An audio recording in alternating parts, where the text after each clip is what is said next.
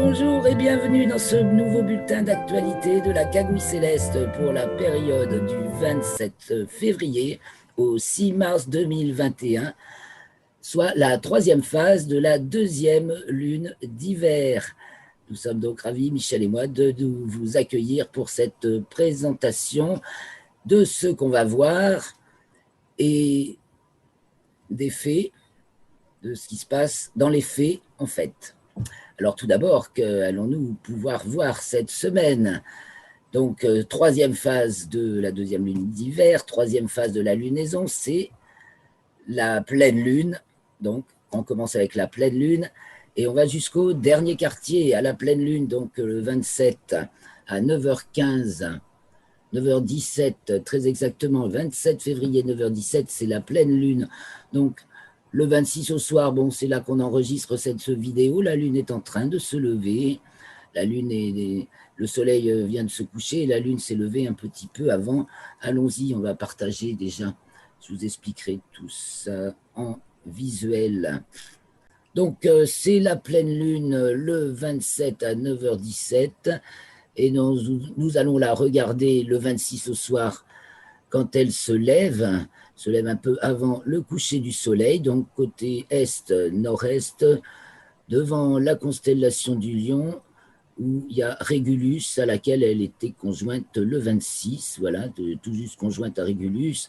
Elle traverse la nuit, non loin de Régulus, quoi qu'elle s'en éloigne, et elle culmine à une cinquantaine de degrés de hauteur, au milieu de la nuit. On la retrouve le 27 au matin sur le couchant, tandis que le soleil se lève. Ici, à 7h15, elle a avancé devant le lion. Vous voyez, on voit le lion qui plonge là, voilà. Et le 27 au soir, eh bien, on va revoir la lune se lever un peu après le coucher du soleil. Donc, sur un ciel déjà assez assombri, ce qui va être assez beau et très photogénique.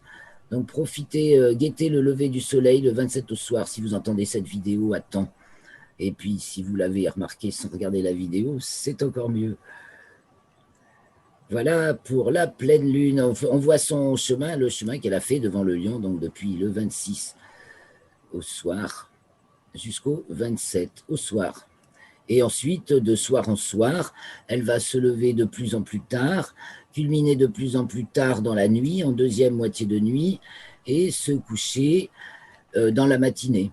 Voilà, on la voit donc sur le matin, on la voit de plus en plus tard dans la nuit, et le matin, quand on la voit le matin, c'est donc qu'elle est décroissante. On a passé la pleine lune, elle est gibbeuse, décroissante.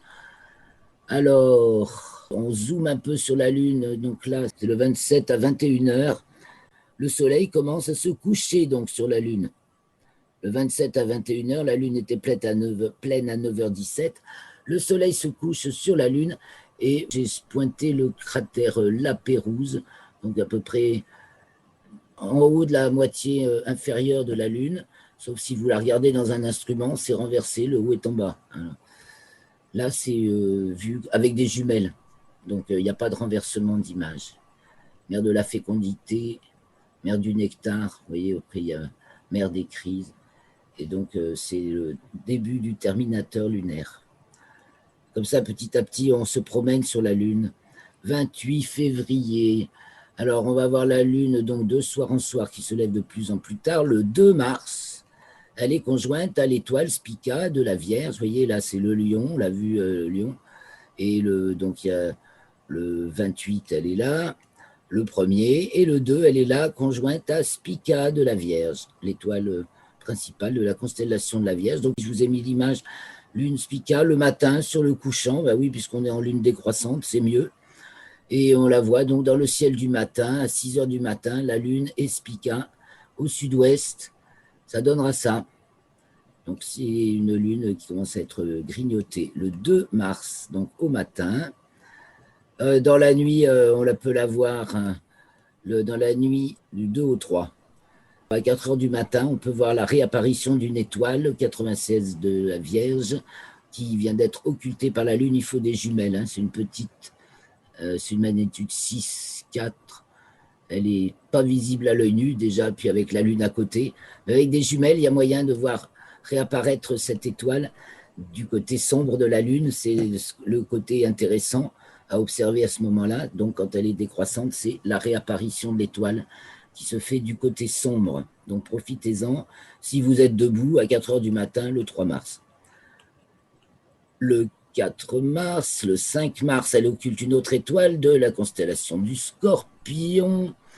Et c'est pareil, on peut observer la réapparition de l'étoile du côté nuit de la Lune. Vous voyez, tout ce qu'elle a gagné au cours de la semaine, hein, au début de la semaine, le terminateur, la limite jour-nuit était là, et de soir en soir, de jour en jour, et se couche. Voilà, le soleil se couche sur la Lune. Donc là, on voit réapparaître l'étoile Oméga 1 Scorpion le 5 mars à 6h45 du matin. C'est plus confortable. Il suffit de prendre ses jumelles à 6h45 et de viser la Lune. Et il y a une belle chance de voir l'étoile parce que celle-là, elle est beaucoup plus brillante que la précédente. C'est magnitude 3,9. Et nous arrivons le 5. Le 5, elle est conjointe à Antares. On peut donc la remarquer le 5 au matin. Elle est à droite au-dessus d'Antares. Elle culmine à 6h30. Voilà, Antares rougeoyante du Scorpion, alpha du Scorpion, et la presque demi-lune culmine à 6h30 le 5 mars. On peut les regarder ensuite le 6, dans la nuit suivante. On peut repérer leur lever. Alors là, c'est un peu zoomé, mais j'adore regarder les levées de lune en accompagnant une étoile. Donc là, c'est Antares. Et là, c'est la lune à 3 heures du matin, en focalisant sur le sud-est, cette demi-lune et l'étoile rouge. Alors un peu plus tard dans la nuit, en fin de nuit, le 6 mars, on les retrouve à nouveau au sud et qui culmine, sauf que la lune, évidemment, est passée à gauche d'Antares. Le premier matin, on la voyait par là, et le matin suivant, on la voit à gauche de l'étoile, à la droite de l'étoile, le premier matin, à gauche de l'étoile, le matin suivant. Voilà pour les promenades de la Lune. Alors, d'autres choses à observer cette semaine, c'est du côté des planètes, toujours pas grand-chose en termes de quantité de planètes. Enfin, quand même, ça vient. Bon, le soir, on a toujours Mars qui rougeoie, et Mars, cette semaine, alors je vais directement sur Mars, hein, voilà, tiens. Alors, le ciel, à l'ouest, à 20h, le 27 février, donc Mars est ici, et près des Pléiades. Cette semaine, Mars frôle les Pléiades, donc magnifique à regarder aux jumelles, le magnifique et amas ouvert des Pléiades, blanc bleuté, et la rougeoyante Mars qui, dans des jumelles, pète bien quand même encore, même si elle a grandement perdu d'éclat par rapport au mois d'octobre dernier. Et Uranus, toujours repérable aux jumelles aussi, entre la tête de la baleine et Shératan du Bélier. Amal et Shératan, les deux étoiles principales du Bélier. Donc ça, c'est le 27, et comme ça, on regarde le 6 mars, le chemin parcouru. Donc, Mars est là, le nom de Mars écrase les pieds, dommage. Et Uranus est là, il est un petit peu remonté dans la semaine. Voilà, et donc, qu'est-ce qu'on voit tout ça, c'est devant. Donc, nous avons la constellation d'Orion, de soir déjà au sud-ouest qui bascule, Sirius qui passe au méridien, début de nuit. Et donc, c'est les étoiles les plus brillantes du ciel qui sont vraiment un spectacle enchanteur. Voilà pour le soir. Donc, un petit rapprochement là, Mars des Pléiades. Donc, c'est le 5. Le 5, elles sont au plus près, que Mars est au plus près des Pléiades. Voilà. Un champ de combien ? 8 degrés. Bon, avec des jumelles, c'est bon. Et voilà, le spectacle qu'on peut se payer pour pas cher dans la semaine, et en particulier le 5 mars. En regardant de soir en soir, on verra le parcours, l'avancée de Mars par rapport aux étoiles. Mars près des Pléiades, donc le 5. Et puis, alors le matin, ça y est, ça commence. On commence à pouvoir deviner Saturne. Vous voyez la clarté de l'aube. Hein. Donc Saturne est là, Mercure est là, et Jupiter est là. Alors ça, c'est le 27. C'est encore un peu difficile, mais toute la semaine, ça va être assez délicat, et on va avoir Mercure à son élongation maximale. Alors, c'est un peu mieux là. 6h30 le 6 mars. Bon, on voit qu'on peut commencer à voir Saturne dans un ciel un petit peu plus sombre et que Mercure et Jupiter sont à côté l'une de l'autre. Mercure est conjointe à Jupiter le 5 mars pour la 3e fois. Mercure et Jupiter sont conjointes pour la 3e fois depuis le mois de janvier, puisqu'elles ont été conjointes le 11 janvier, je crois. Après, Mercure a rétrogradé, elles se sont retrouvées conjointes début février, et Mercure a repris son mouvement direct, donc elles sont encore une fois conjointes. Et voilà comment on les voit dans le ciel du matin, donc vers 6h50, hein, entre le ciel qui s'éclaircit et la hauteur des planètes dans le ciel, il faut trouver vraiment le créneau horaire optimal à guetter aux jumelles. Donc, Mercure et Jupiter, Mercure qui est de magnitude 1, je crois, et Jupiter n'est pas très brillante. Jupiter est plus brillante puisqu'elle est de magnitude presque moins 2. Donc, mais avec des jumelles, on doit pouvoir le voir. Et Saturne, qui commence à être observable. À partir de mars, on va pouvoir commencer à suivre Saturne et Jupiter également.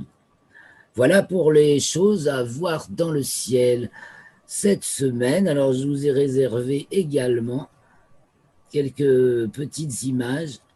Je vais vous montrer des images un peu que j'ai sélectionnées cette semaine qui nous donnent en fait des nouvelles du monde entier. Alors, voilà la Lune. Regardez-moi ça. Photo, vous reconnaissez où c'est, hein, la Statue de la Liberté, donc c'est à New York. Et ça, c'est la Lune. L'image de la Lune affectée par les couches atmosphériques à cause du grand froid qui, comme la semaine dernière, je vous ai montré un mirage de soleil sur le couchant sur le golfe du Mexique. Et bien là, voilà, la Lune à New York, également grand froid, l'atmosphère, les couches, il y a du chaud, du très froid, du très chaud, du très froid, et ça donne ça, les images à l'arrivée. Une fois que la lumière de la Lune a traversé l'atmosphère terrestre, ça donne ça. Donc la Lune à New York. Alors, après, j'ai mis un truc plus cool de la Lune aussi. Un lever de Lune sur la Manche. Voilà, tout simple. De nos amis anglais. Voilà, il faut être anglais pour avoir la Manche à l'est. Hein. Donc, lever de Lune sur la Manche. Je vais partager encore avec vous les images de ce coucher de soleil. Donc, c'est en Allemagne. Et dans la brume du sable du Sahara, ça, la photo date du 24 février. Et il y a toujours ces sables du Sahara qui envahissent l'atmosphère en Allemagne, en Autriche. J'ai sélectionné celle-ci. Mais cet épisode n'est pas fini. Alors, pendant qu'on a des très grands froids en Amérique du Nord, on a ce vent chaud qui nous souffle du sable du Sahara en Europe. C'est assez curieux. Alors donc, j'annonce un atelier zodiaque, le signe des poissons, mercredi 3 mars de 18h à 21h. Ce sera en fait il y aura 2 récréations, 3 heures avec 2 récréations de 10 minutes maximum chacune.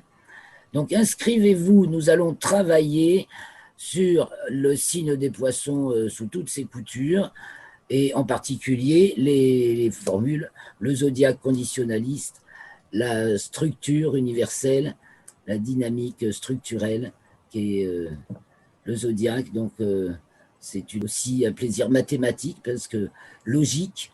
Et on va creuser, on va construire, on va approfondir la structure du zodiaque et on va se polariser sur le signe des poissons pour lequel non seulement je vous expliquerai toutes les subtilités structurelles. En fait, c'est simple, mais le tout, c'est de bien l'expliquer. Du zodiaque conditionnaliste et avec des illustrations, entre autres par les bandes dessinées de Richard Pellard, colorisées par Gilles Roy, qui sont quand même bien parlantes. Et donc, appuie tout ce que vous pourrez apporter vous-même sur ce sujet. Donc, on va faire un signe par mois, le signe du mois, bien sûr. Et donc, c'est un peu une avant-première, puisque c'est les poissons, on va en profiter pour faire une avant-première à la nouvelle année. Donc, bienvenue dans l'atelier Zodiac, le signe des poissons. Envoyez-moi un email pour l'instant. On s'organise comme ça pour l'inscription. Alors, c'est payant. Ce sera 50 € l'atelier, mais pour les lecteurs assidus de la Cagouille Céleste, c'est 10. Voilà. Je continue, je ne vous lis pas tout l'article. Hein. Donc, un petit point sur l'activité solaire, parce qu'après 14 jours de calme total, ça a repris là. Depuis une semaine, il y a de l'activité. Donc, voici 2 taches solaires photographiées cette semaine qui viennent de passer. Et petite nébuleuse. Bon, je ne vais pas vous montrer toutes les images, vous irez voir la suite par vous-même. Bon, ça, c'est la nébuleuse du Cône dans la constellation des Gémeaux.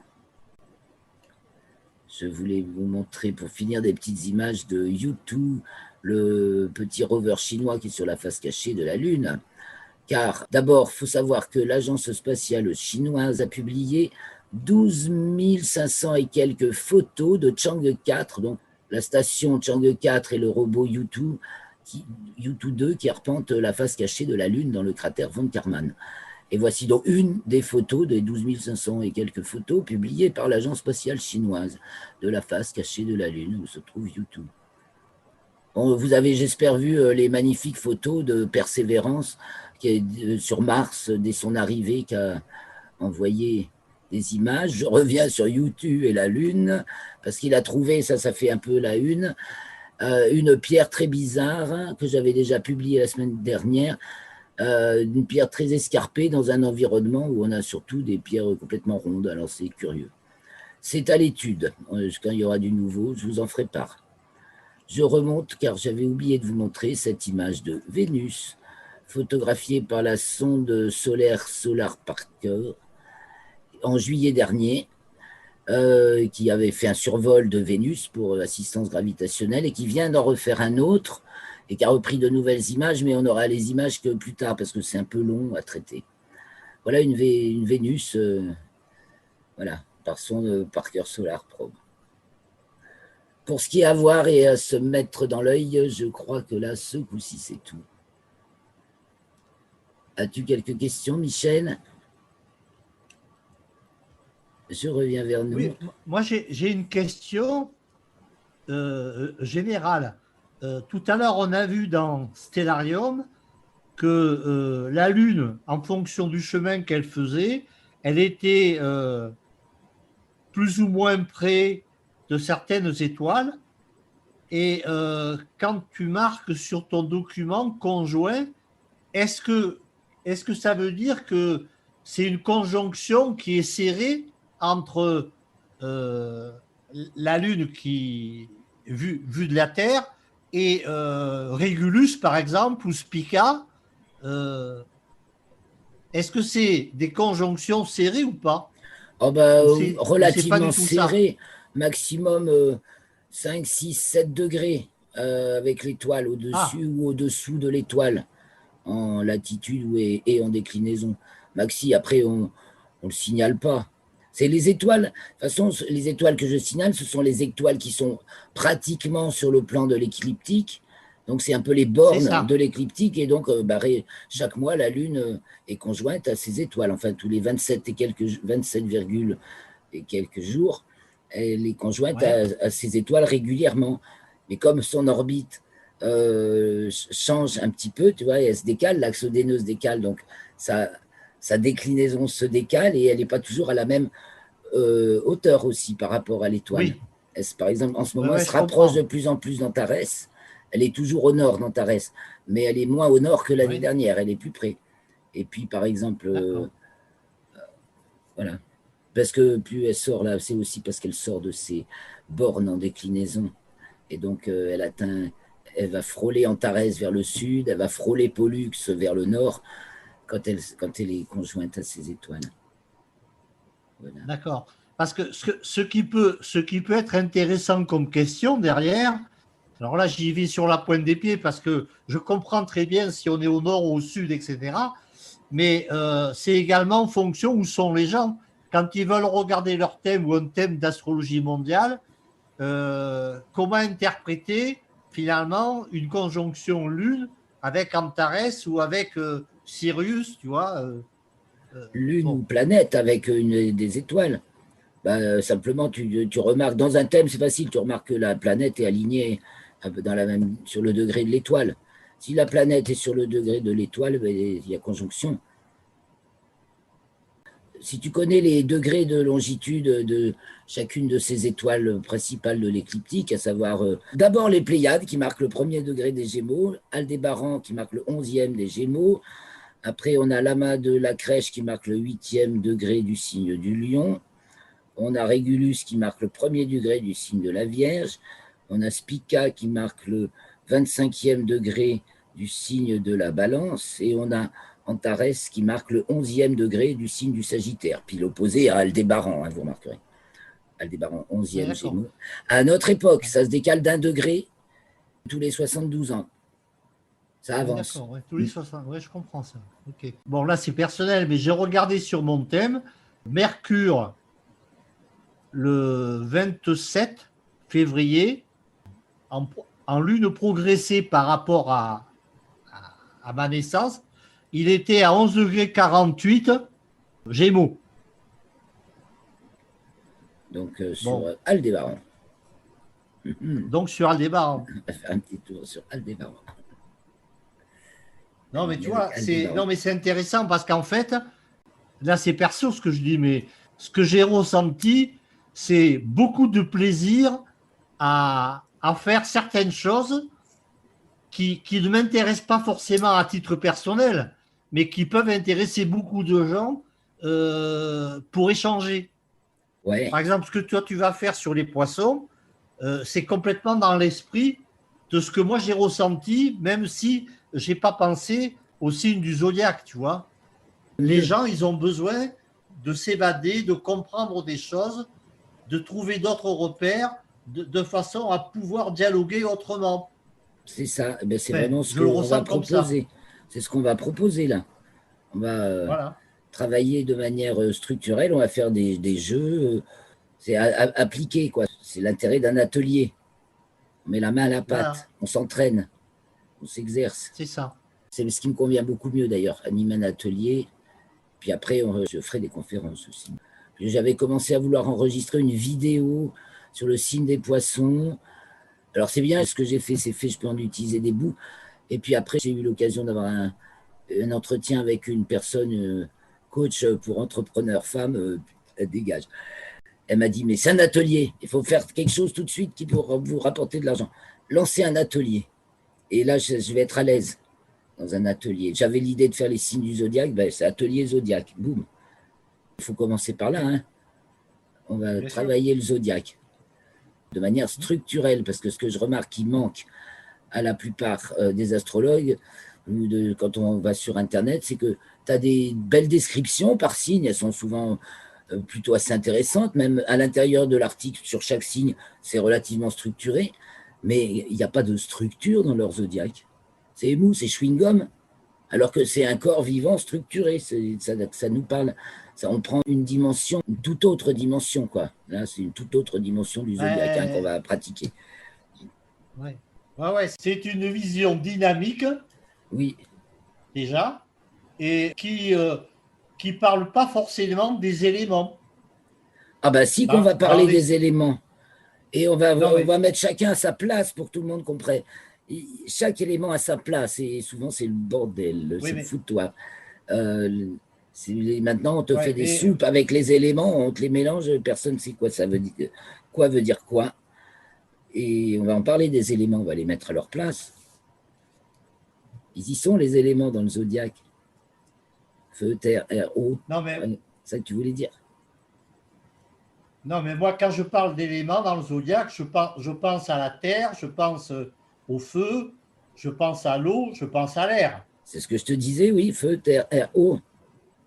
Voilà, oui. Bon, voilà. Déjà, il faut les dire dans l'ordre. Il y a un ordre. Oui, c'est pas nous qui l'avons inventé. Plutôt le respecter, le comprendre. C'est première étape. Il y a un ordre. C'est feu, terre, air, eau.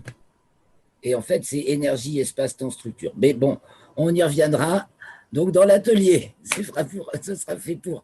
On va continuer avec les faits de cette semaine. Tout ce qui se passe, à part ce qu'on peut voir, je vais vous donner le petit bulletin chronologique des faits de la mécanique céleste, des faits astronomiques dans les plans en géocentrique et en héliocentrique, tout simplement. Voilà. Alors, allons-y pour le bulletin chronologique. Donc, le 27 à 9h17, c'est la pleine lune. 27 février, 9h17, c'est la pleine lune. Samedi 27 février, 9h17, c'est la pleine lune. Dimanche 28, la lune arrive devant la constellation de la Vierge. Elle était devant le Lion, on en a parlé, conjointe à Régulus. Donc, le dimanche 28, 7h03, elle arrive devant la constellation de la Vierge. À 20h16, le même jour, elle entre dans le signe de la Balance. Le 1er mars, à 13h40, elle passe en déclinaison sud. Le 2 mars, elle est au périgée à 6h17 et elle est conjointe à Spica à 10h58. Au périgée, ça veut dire au plus près de la Terre. Donc, périgée 6h17, conjointe à Spica, 10h58. Elle entre dans le signe du Scorpion à 21h37. Le 3 mars, elle arrive devant la constellation de la Balance à 9h13. Le 4 mars, elle entre dans le signe du Sagittaire à 23h42. Le 5 mars, elle arrive devant la constellation du Scorpion à 4h17. Puis devant celle d'Ophiuchus à 12h59. Vous savez que le chemin du Soleil, de la Lune ou des planètes devant la constellation du Scorpion, il est très court et après, il se retrouve devant Ophiuchus. Donc devant Ophiuchus, le 5 février, 12h59, et elle est conjointe à Antares à 16h50, donc à remarquer dans le ciel du matin cette semaine. Le 6, elle est au nœud descendant, elle passe à son nœud descendant, donc le 6 à 1h55, et c'est le dernier quartier à 2h30. Nœud descendant 1h55, dernier quartier 2h30, donc le 6. Ensuite, elle sort des limites zodiacales à 9h36. Donc, elle va atteindre sa déclinaison minimale le 7.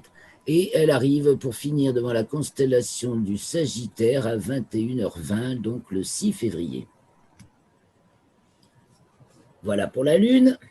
Que se passe-t-il du côté des planètes? Eh bien, le 28, Mercure atteint sa déclinaison minimale, en fait un palier de déclinaison minimale, parce qu'en raison de sa rétrogradation, il était en déclinaison sud, il devait remonter, mais il a redescendu, et maintenant il remonte, et après il va passer en déclinaison nord.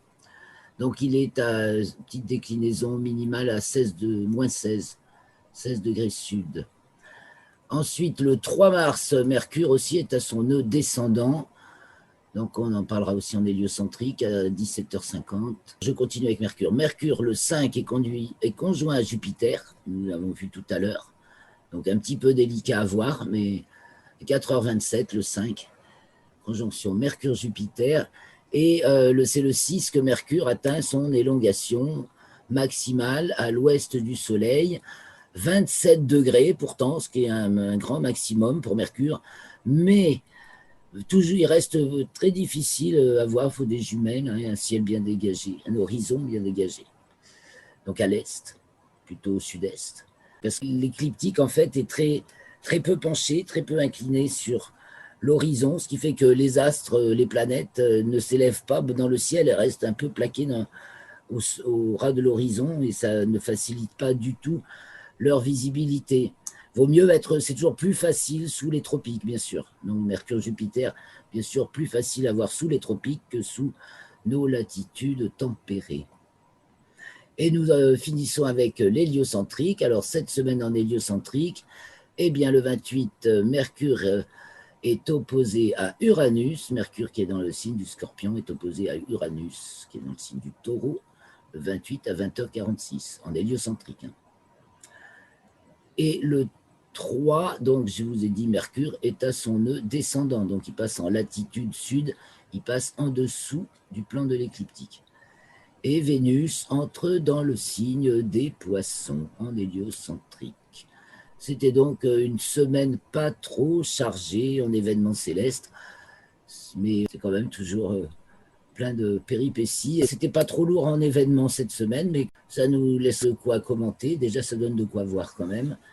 De quoi commenter. C'est une belle pleine lune. Ça oui, là, bah, j'allais oublier. Toujours en référence à l'astrologie amérindienne.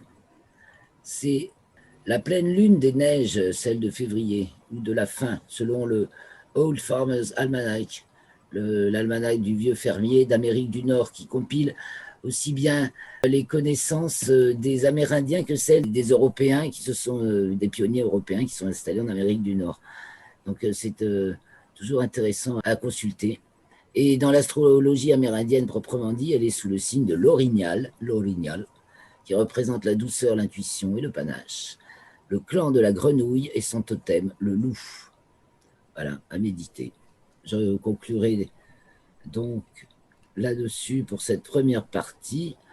On se donne rendez-vous demain à 18h, samedi 27 à 18h. Bienvenue si vous avez le temps, si j'ai le temps de mettre la vidéo en ligne à temps et que vous avez le temps de l'entendre à temps. Bienvenue dans notre petit salon de commentaires sur les signes astrologiques de la période. Merci beaucoup. Merci beaucoup à toi, Michel. Tu me sauves la vie des fois. Tu me dis, ah là, t'as pas affiché les images.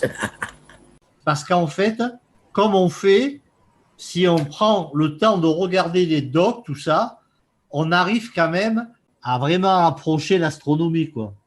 C'est ça qui est très important. Parce qu'une fois qu'on a compris la mécanique céleste entre nord, sud, est, ouest, etc., etc., on peut commencer à avoir la chose dynamiquement avec les axes, etc. Plutôt que se perdre dans une prise de tête de symboles, de machin.